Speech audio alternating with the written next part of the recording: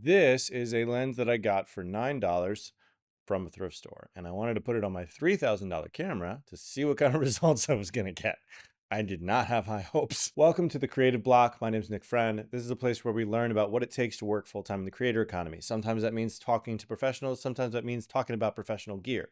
And sometimes it means talking about not so professional gear. This is the Zessnar 28mm f2.8 lens, and no, I have never heard of this lens ever, and I don't think anybody else has.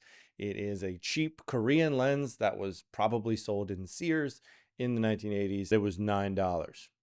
So what kind of results can you expect from a $9 lens when you put it on a $3,000 Fuji camera? First thing that I noticed about this lens was that it was actually pretty fast. Like f2.8 is pretty good for a lens of this cost. The second thing that I noticed is that it's very, very soft. And as a result, very hard to focus. So you'll notice like in some of the test footage, it's actually like really hard to find sharp focus, even in the center. That said, when I stopped down a bit, it did have slightly better performance from a focusing standpoint.